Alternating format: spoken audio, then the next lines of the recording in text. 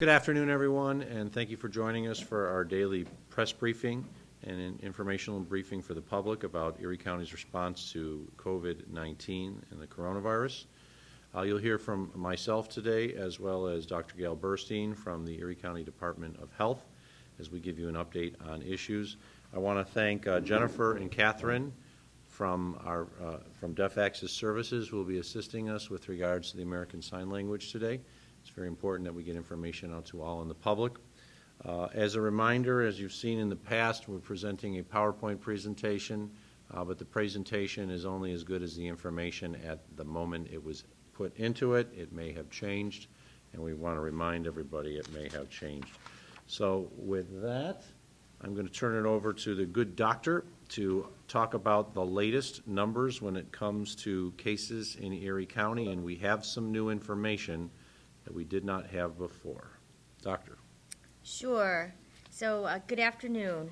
So just want to let you all know that what our latest counts are positive and negative cases and people who are in quarantine and isolation.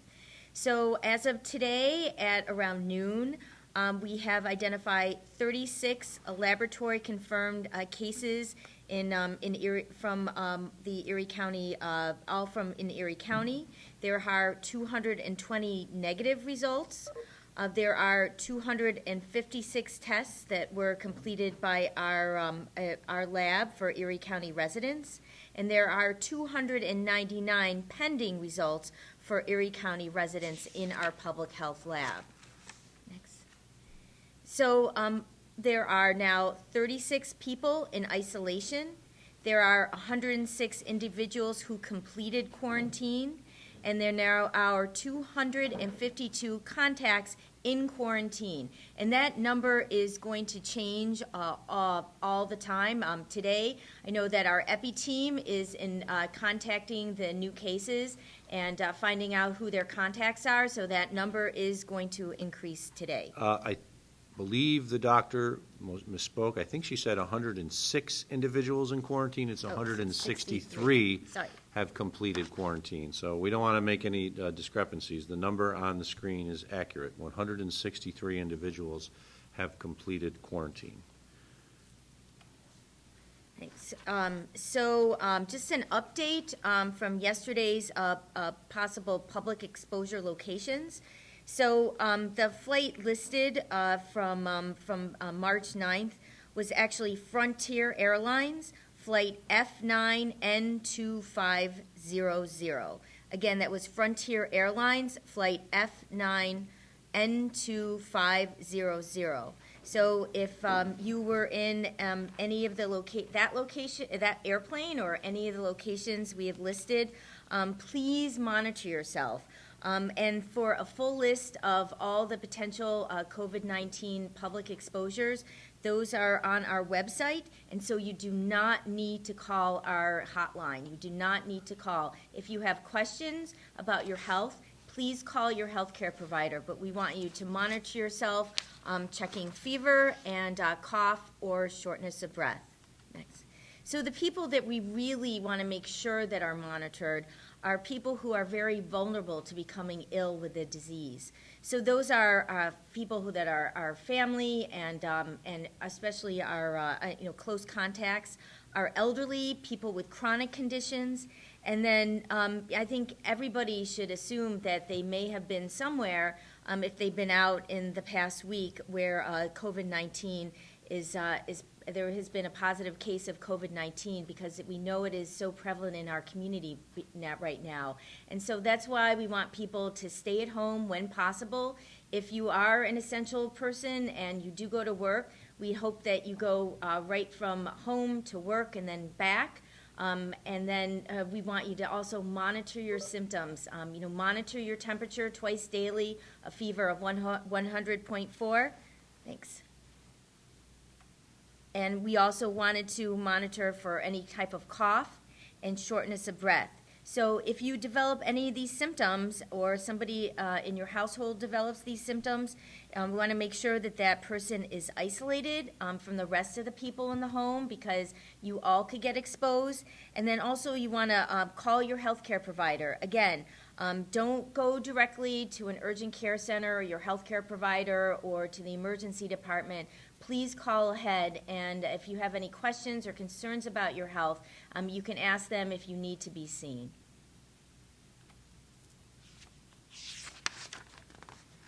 So just to explain that we want essential employers and people who are employees to return to work. And so essential employers should allow employees exposed to recovering COVID-19 to work under the following conditions. So employees who have been in contact to confirmed or suspected cases who are asymptomatic should return to work. Employees who are asymptomatic, so that means they have no symptoms, they don't have a fever or cough or shortness of breath. If they're contacts to a confirmed or suspected case, they should self-monitor twice a day and then undergo temperature monitoring and symptoms check at the beginning of each shift and at least every 12 hours. If employees who are asymptomatic, so that means, again, no fever or cough or shortness of breath, if they're contacts, they can work under the conditions developed, and they're working under these conditions, and they develop symptoms that are consistent with COVID-19, they should immediately stop working and isolate themselves at home. All employees with symptoms consistent with COVID-19 should be dealt with as if they have this infection, regardless of the availability of tests, because our public health lab really does not have the reagent to do additional testing, so we have to assume that you have the symptoms of fever of at least 100.4 and cough or shortness of breath, that you do have the syndrome of COVID-19, and so you should act accordingly with isolation. And if you come in close contact with somebody in those symptoms, you should consider yourself a contact. So just want to talk about the Erie County response.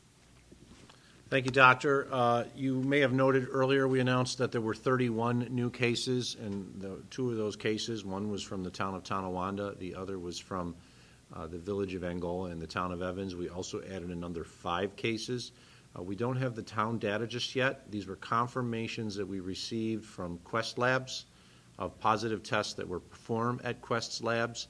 Our epidemiologists right now are going through and contacting those individuals for more information, including the specifics of what city and town they live in. So as soon as we have that information later today, we will reveal that to the public. Though, once again, as I've said before, I want everyone to go under the assumption that COVID-19 illnesses are across our community and that their coronavirus is everywhere. I've been getting reports of employers saying, well, we're an essential employer, and we'll go more into that, or our community doesn't have coronavirus, so what do we have to worry about? It's everywhere. There is no place in Erie County, or for that matter, Western New York, where coronavirus probably isn't already. There is no such thing as immunity to coronavirus. Our human race does not have immunity to coronavirus, and it's going to take 18 months at least to build up an immunity to coronavirus. So we want people to understand is just because your town hasn't been identified as a town in Erie County does not mean that coronavirus isn't there. It's probably there. It may be in an individual who is healthy, otherwise doesn't show any symptoms, or they have mild symptoms and don't realize it. That's why we tell everybody you need to follow the rules. Wash your hands. If you're sick, don't go to work. There's a lot of limitations on work, but certainly if you're an employee that in an essential business, don't go to work. Practice smart sneezing and coughing techniques, like coughing into your arm. We want everyone to understand that these rules continue to apply to everyone. There are no exemptions with regards to communities, because we think the coronavirus is there. And we'll go a little bit more into essential businesses in a moment. But I want to remind everybody, our Erie County parks are open. However, it seems like everyone's chosen one park to go to, primarily Chestnut Ridge, because we've heard of some of the largest crowds that have ever occurred at Chestnut Ridge Park. We want to remind everybody we have more than 10,000 acres of parkland to enjoy. Large historic parks across the entire community, smaller pocket parks here and there. It's all right to go out for a walk, go for a hike. We have our tennis courts open in some of the parks, but we're reminding everybody you could transmit the virus through your hand onto a tennis ball. So if you're playing with your family members that you live with every day, that's probably okay. If you're playing with your friend that you haven't seen in weeks, don't do that. We're going to try to make it as normal as possible in the parks, but we also have to take certain actions, such as playgrounds are being closed for further use, swings are going to be removed. The bathrooms in the casinos and all the parks will be open.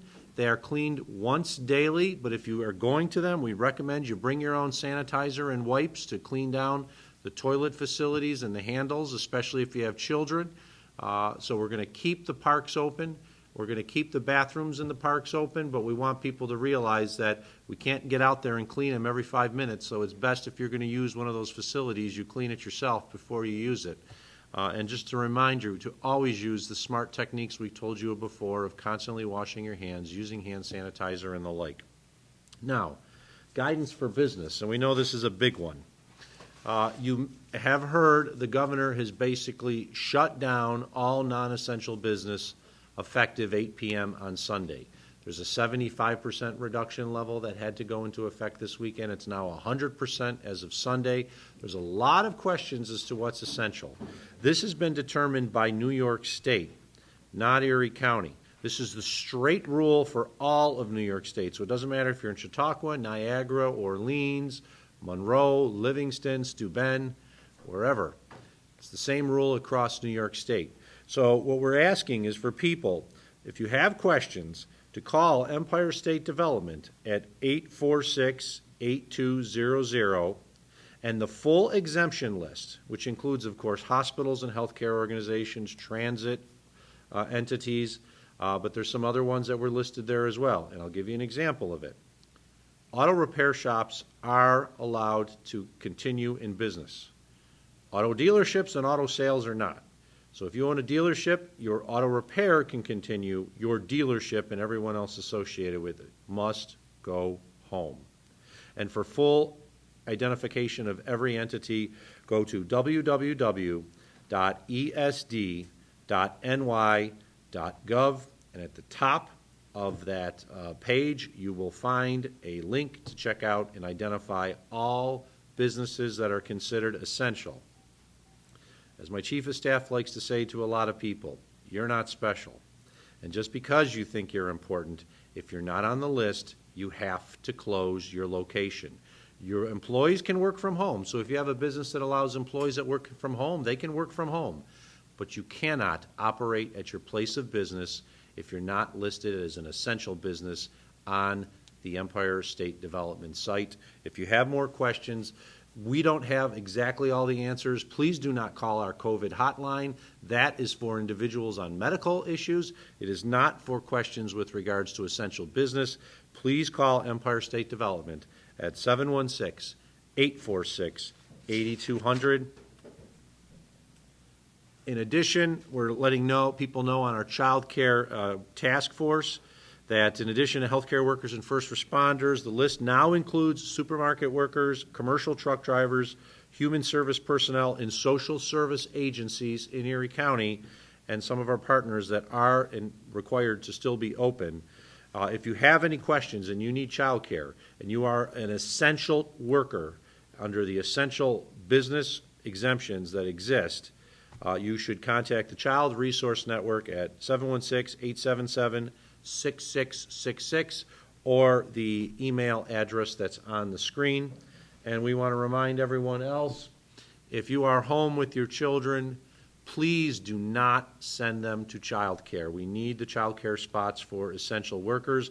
There were questions, is child care an essential business? And the answer is yes. It's been identified by New York State. It was reaffirmed by Erie County that child care is an essential business. We need to have child care for the employees and individuals who are responding to the coronavirus COVID-19 outbreak.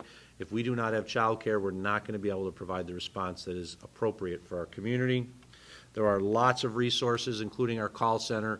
As I said, if you have questions on essential business, do not call the call center. The COVID-19 hotline is for medical issues or those related to Erie County government. So if you have questions on What's an essential business? Call Empire State Development at the number I previously talked about, and I will say again.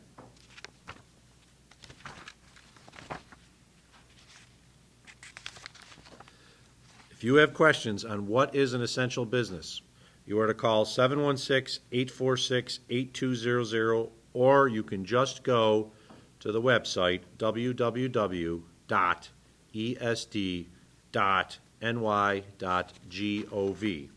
If you have questions with regards to health issues and governmental issues, you can call our COVID-19 hotline at 716-858-2929. That has high volume calls. Expect waits. Do not ask hypothetical questions, folks. The individuals that are answering the phone calls are, if you can imagine, very overburdened. We have dozens of them answering the phone calls, but they can't answer hypothetical questions. That would not be fair to them, so please don't ask hypothetical questions. There's lots of websites. We've talked about that. The county's website, the state's website, the federal website, www.coronavirus.gov. Check those out for additional information. So we've got lots of information on that. And starting on Saturday, so tomorrow, the COVID-19 hotline for Erie County will open at 8 o'clock in the morning. We've been going from 9 to 9. We're going from 8 to 8. We saw a tremendous drop-off in calls after 8 p.m. in the evening. We have a lot of calls early at 9, so we've decided to open the hotline earlier, so you can start calling tomorrow at 8 a.m., and the hotline will go until 8 p.m. You can also visit the website if you think your question can be answered there. This is a line for public and healthcare providers. Do not, once again, ask hypothetical questions, and if you have questions about your medical condition, your first thing you should do is call your physician, your healthcare provider. The individuals who are answering the phones on the hotlines are not physicians. In fact, some people asking particular questions. The individuals who are answering the phones are not physicians. There are staff from various departments, including our Department of Health, but we have individuals from various departments down there answering the phone calls. They will take information down that's appropriate for legitimate questions and pass it on to the Department of Health. But if you have realistic questions that need to be answered, we can answer those. Please don't call them hypotheticals. Now, we're announcing a new feature that is coming to Erie County government. It is an interactive case map that our Department of Environment and Planning and Graphic Information Services Division, GIS, put in place. And I want to show you. I'm going to reduce this. I'm going to go to this.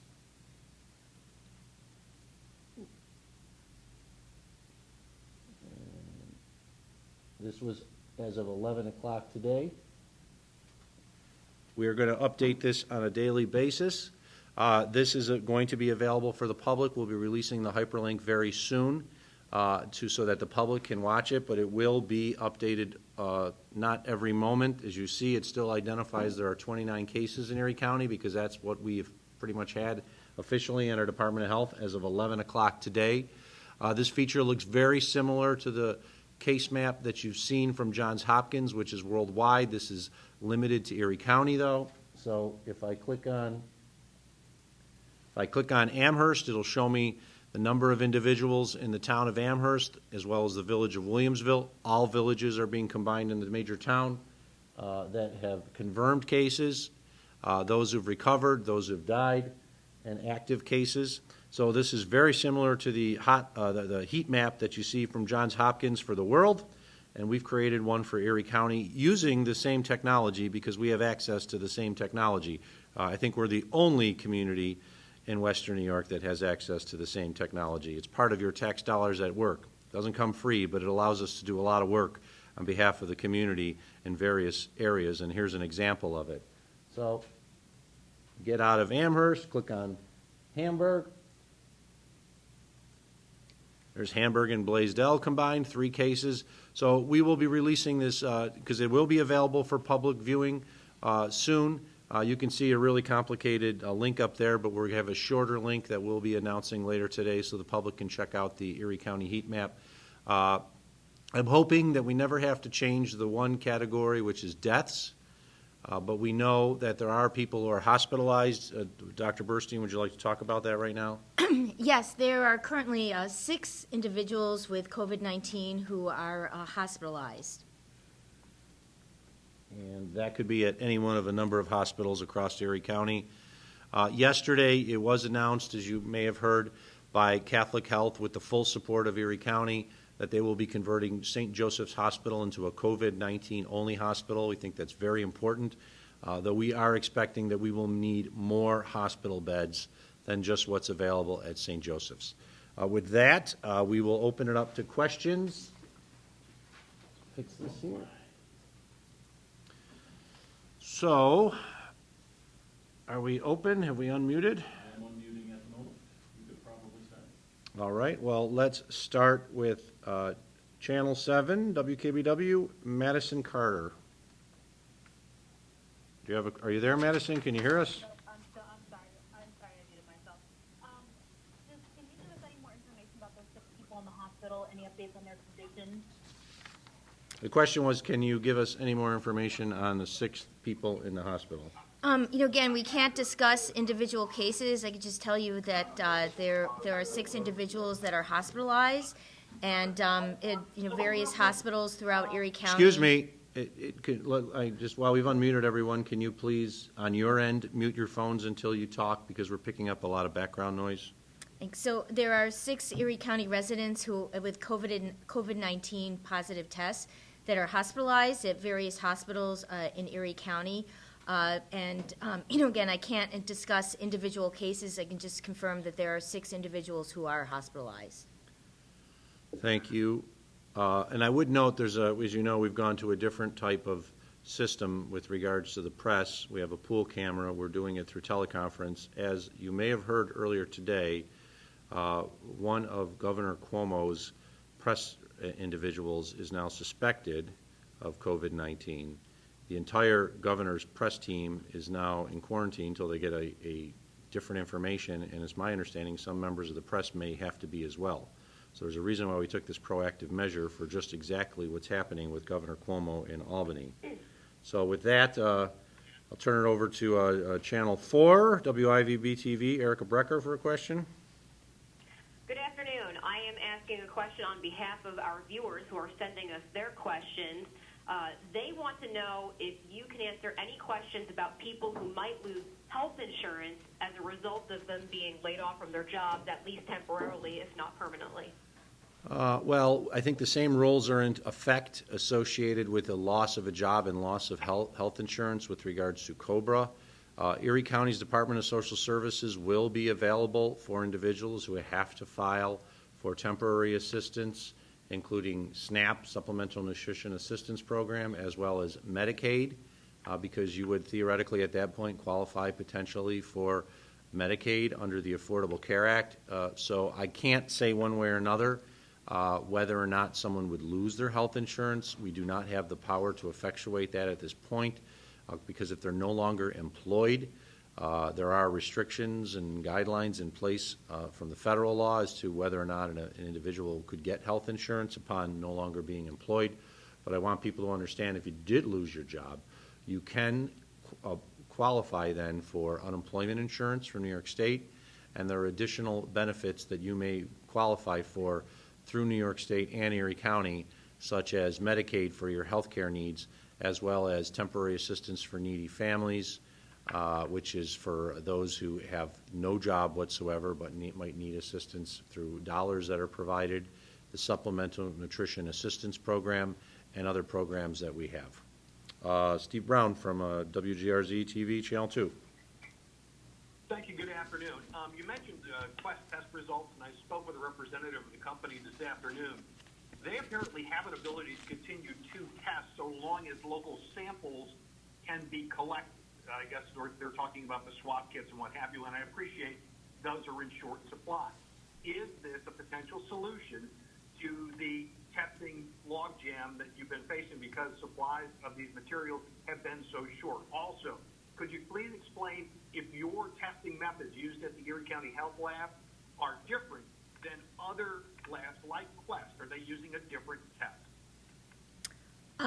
So for to respond to the first question, we have been encouraging healthcare facilities that have the personal protective equipment, that are able to collect the viral specimens, and they have the appropriate collection kits, to send them to Quest. Quest is really, what we've seen is Quest has stepped up their turnaround time, so it's within 1 to 2 days is what we're finding from the time of the specimen collection.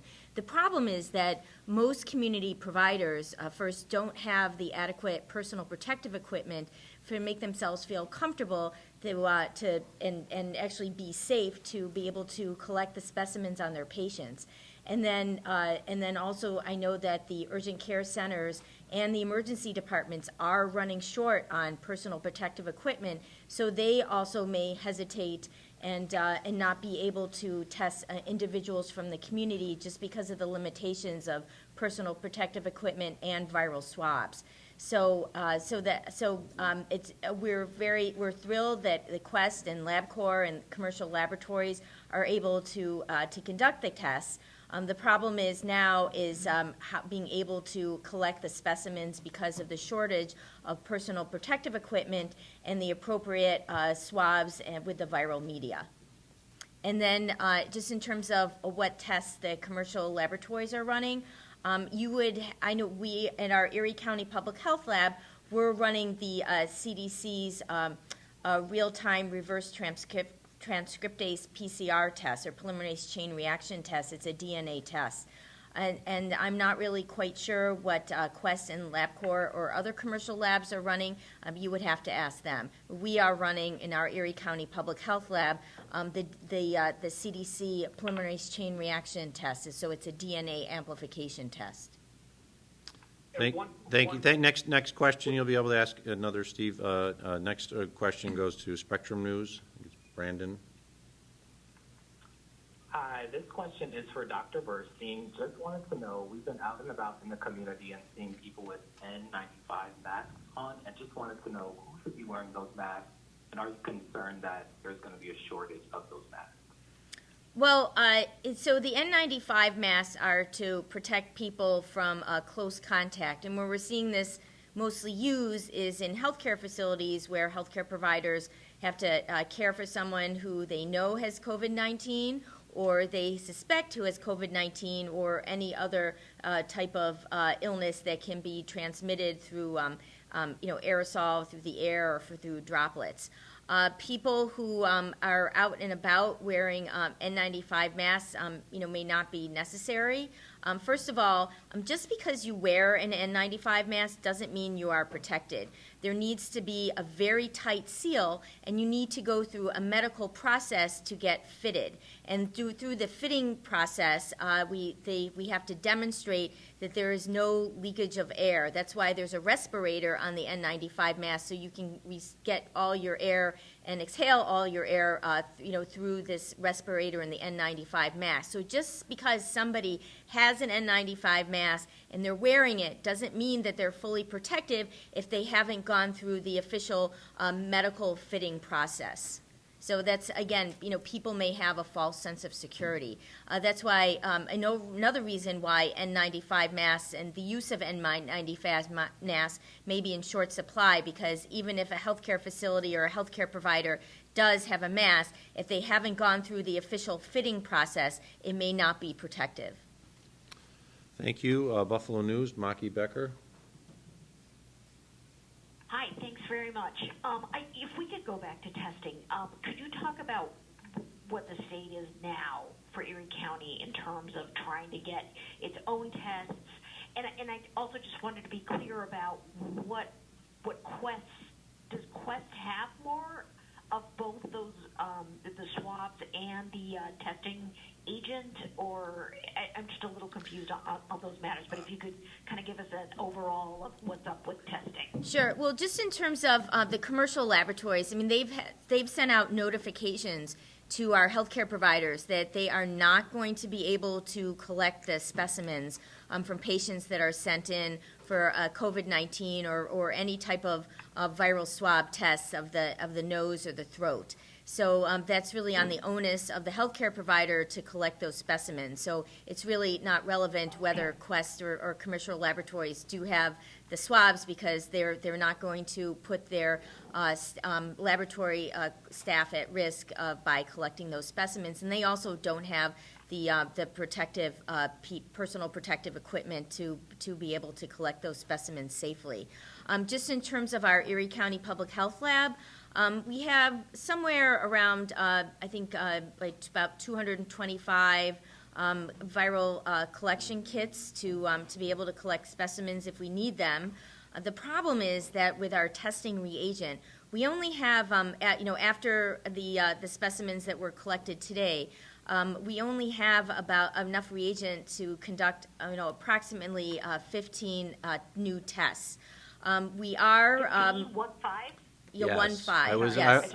Yes, Okay. I was able to procure with others more testing kits from the governor's office, and we were able to have them delivered to Erie County from the Albany Wadsworth lab. But as I posted last night on social media, there's a great story on CNN.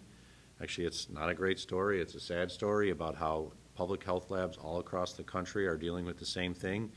Short supply of swabs, short supply of reagents. We're no different than anyone else. The only advantage we have here is we have a public health lab, unlike Monroe County or Onondaga County where Syracuse is, or Broome County and Binghamton, or to my knowledge Erie, PA. So we have a public health lab so we can do tests, but just like all the other locations that have public health labs, we're all very short due to the fact of not having the supplies that have to come from sources that we don't control. We're expecting a shipment sometime in the middle of next week. However, we don't know that it's going to arrive until it arrives. So, again, there's a huge national shortage of reagent.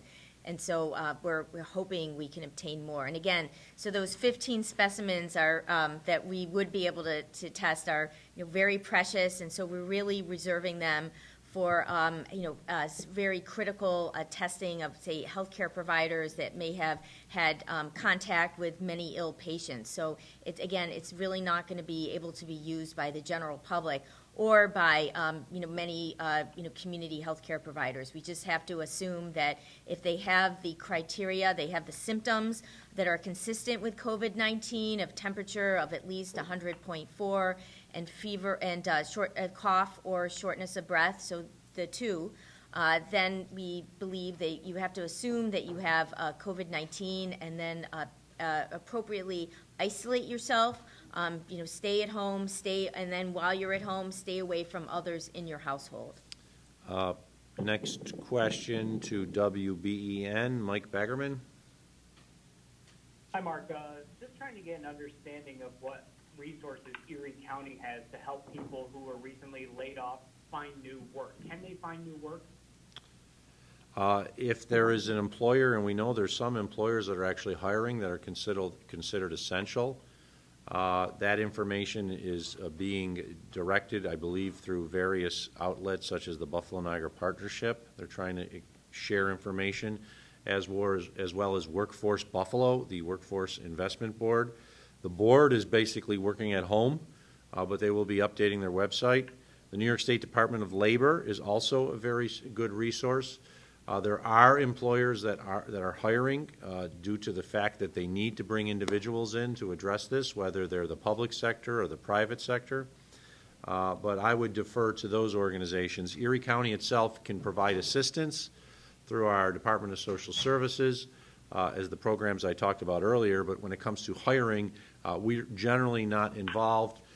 We do have an employment division of the Department of Social Services to help people find jobs in normal times, but that is one of the areas that actually has been furloughed, so to speak. Those employees are at home because of the essential services, non-essential services.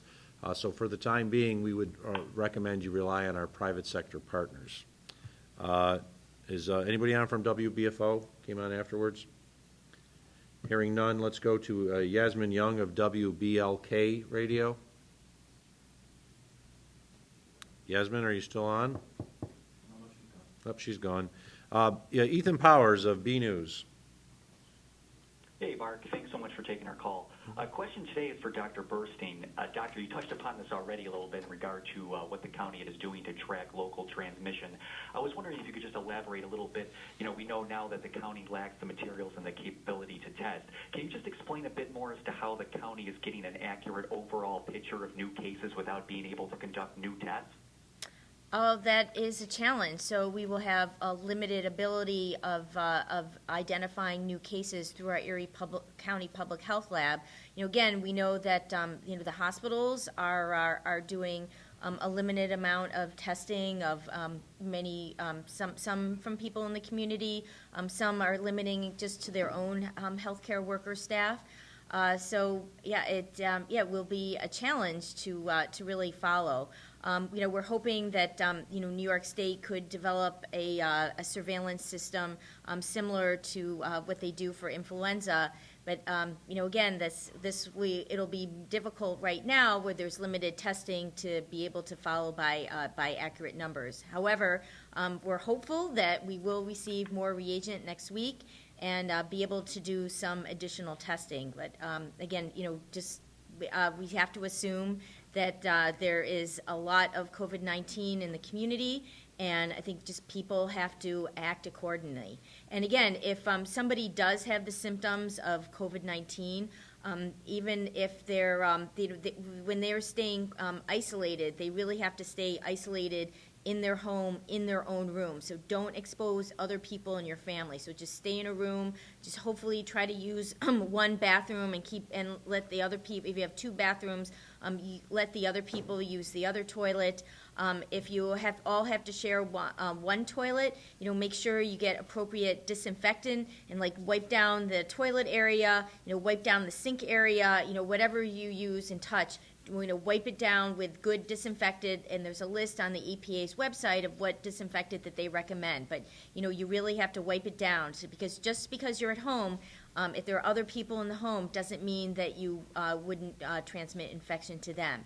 And also, if you are a known contact to somebody who has a case or somebody who has the symptoms to a case, so even if you are, say, an essential personnel. If you don't have symptoms, you are still in quarantine while you're at work. So that means you go to work, stay away from other people while you're at work as far as you can, and then when you're done with work, go right back home. So again, you're not able to go out to the rest of the community. Just go from work to home, and then stay in quarantine within your home. So, again, we want to make sure that other people in the community are not exposed to your potential risks. So, again, we're not going to be able to have a handle on who all those people are if we're not doing testing. So we really want to call out to the community to good volunteerism, good community effort to keep our whole community safe and healthy, and especially our elderly and people with chronic conditions. You want to make sure that we stay away from them and help them, stay at home. And if you're have parents that are older and you're well, be nice if you could do their shopping or else help them get a delivery service to get food delivered to their house, and so they can avoid going out. Thank you. Back to Madison Carter from WKBW TV. Are you there, Madison? We're okay, thank you. Okay, Channel 4, do you have any more questions, Erica? Yes, two-part question regarding essential employees. Another question we received from viewers is if people who are considered essential, healthcare or grocery stores, would become eligible for hazard pay at any point. And the other is regarding compliancy. If government is part of essential work, I have a question from somebody saying he works for the town of Cheektowaga, wondering if they're determining who within that is essential and why somebody like a snow removal person, when there's not any significant snow in the foreseeable future, isn't being sent home. I would recommend they contact their employer on those. There may be union contracts, there may be other rules.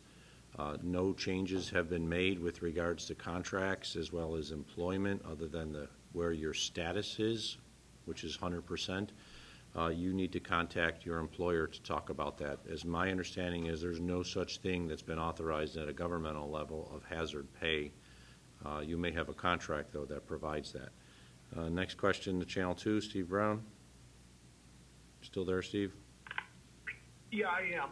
To follow up on the Quest issue, with my conversation with a spokesperson from the company, they said that they have reagents, that what they need is somebody to gather the samples. And Dr. Burstein mentioned that, there's quite a lot of stipulation about personal protective gear and what have you.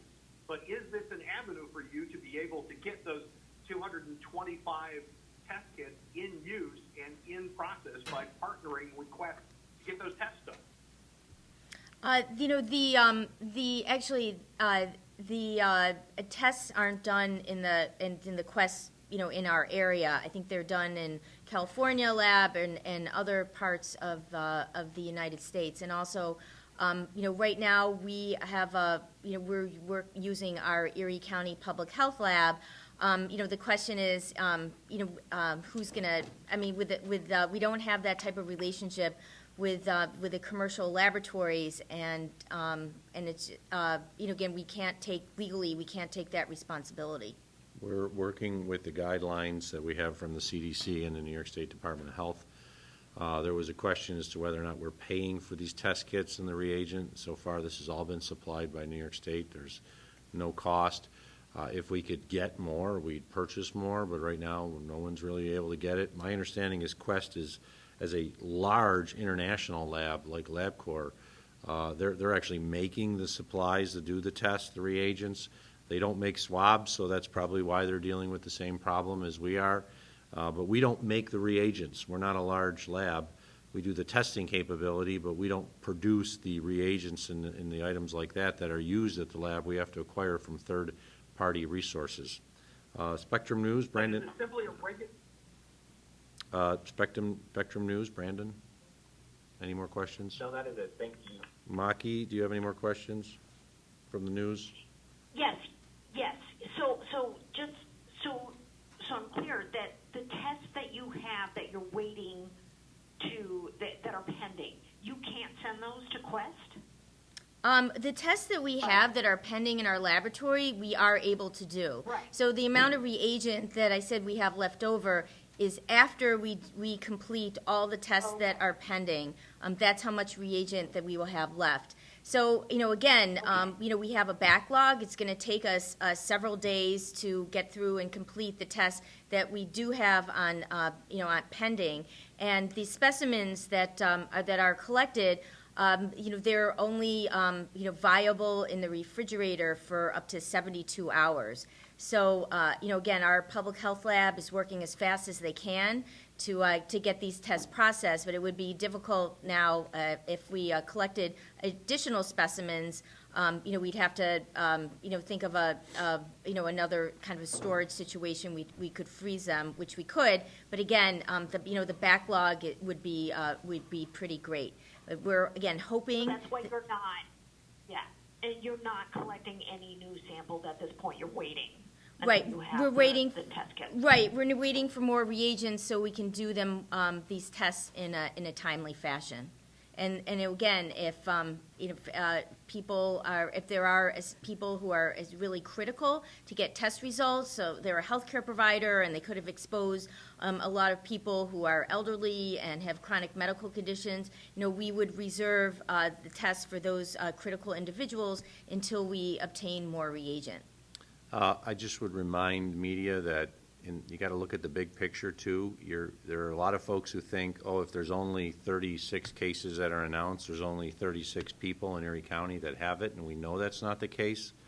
There's probably hundreds, maybe thousands at this point, and we are not going to be able to track the whereabouts of all these individuals, considering some of them we'll never know about, not just because of testing, but because they don't really show the symptoms of COVID-19. And so they never think to even get tested in the first place. We're not going to be able, at least in the foreseeable future, to test every individual who wants to be tested. Perhaps in a few months there'll be enough test kits as well as reagent to test everybody through all of the resources. I spoke to Jody LeMayo of Kaleida Health yesterday to talk to them about can they test, and they do not have the ability to test. Neither does ECMC, neither does Roswell Park, and we were hoping they'd all be online. None of them can. We're relying on the partners that we have in the private sector As the doctor noted, Quest can do tests, but they need the samples. They don't even have the ability to get the sample or the swabs for their own testing capability. So we're all working together as best as we can. I think the next question goes to Mike Baggerman. Hi, Mark. Regarding that new interactive case map that you were talking about that you're updating daily, I know you're going to be sending a link out later, but is it also going to be on the Ready Erie app? As of right now, we can probably put the link to Ready Erie on it, or from Ready Erie to it, but it will probably not be a part of the Ready Erie app because of the system issues associated with it. So we're not at that point yet. We just finalized the map today. As we showed earlier, it was still down at 29. We're hoping to have it updated by the end of the day. The individuals who are doing that work are actually off-site. They were individuals from the Department of Environment and Planning who are not working in County Hall right now. They're actually at home. And I thank all the workers that are doing yeoman's effort and women's effort to address these issues, who may be home doing the work, and I know they have to deal with a lot of issues with that.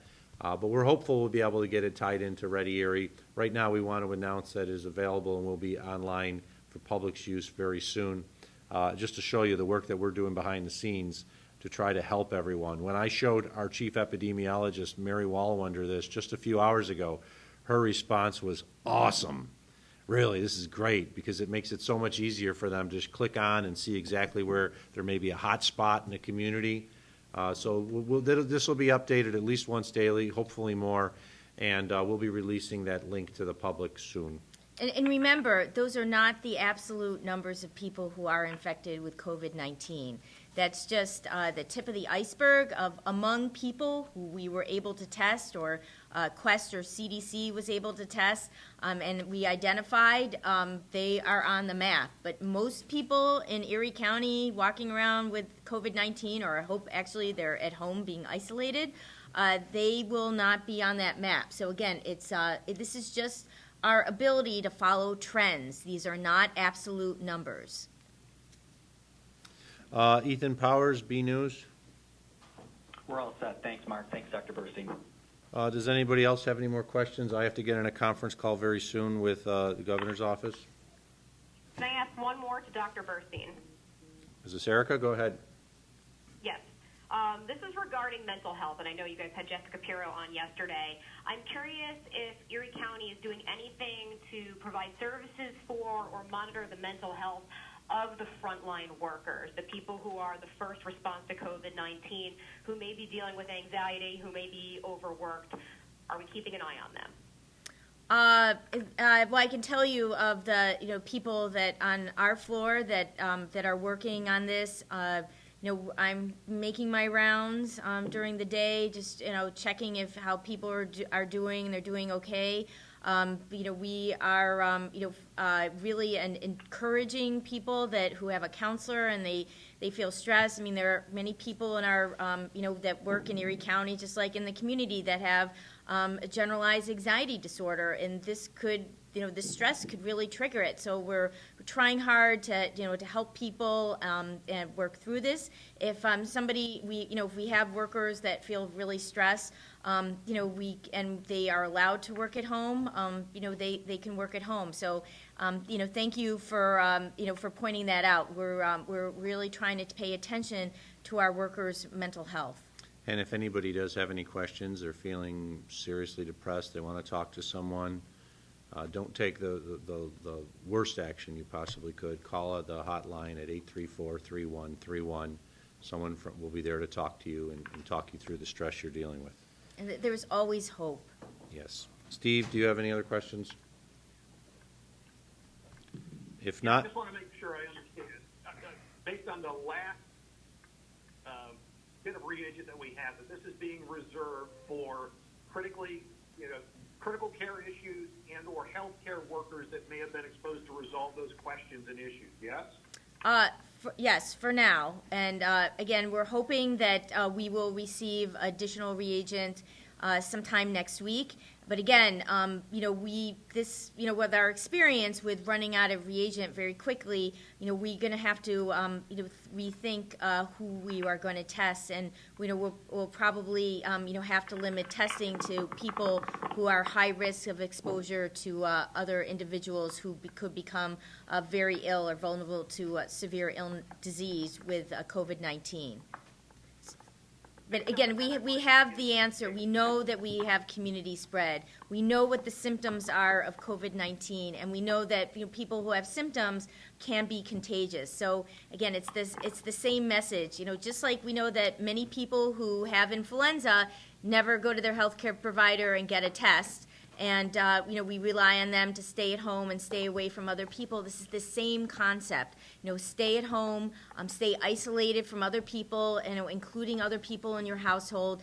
Don't expose them, and because, they're probably providing you food. So it's a good survival tactic to keep the other people in your household well. And if you noticed over my shoulder, we've updated the heat map, our GIS updated it to include the most recent ones in the town of Tonawanda, as well as the town of Evans, village of Angola. We have to wrap up this call. We both have to run. We are going to continue as best as we can to have these daily briefings at 3 o'clock. It may not be myself. It might not be Dr. Burstein as we move along. Our public information officers, Peter Anderson and Dan Meyer from the Erie County Executive's Office, as well as Kara Kane from the Department of Health, may be running these as needed. So we want people to understand that we're available here to answer questions. We might not be available to do every press briefing going forward. There's a lot of changing dynamics, as you can imagine. I ask the public to continue to do what you've done, which is rally around each other, to understand that we are all in this together, to support your local restaurants that are offering takeout. We know a number of them are doing food trucks. The food trucks are still authorized to do that. I actually had lunch yesterday at a food truck in downtown Buffalo, and it was certainly a lot better than some of the food I've been eating lately. So patronize your local restaurants that do takeout and delivery. Help support your fellow workers across our community. It's going to take some time, but we need to weather the storm together, and together we will weather the storm if we act and follow the rules that are the guidance from not only local government but state and federal government. Thank you, everyone. And I hope you have a good night. Take care.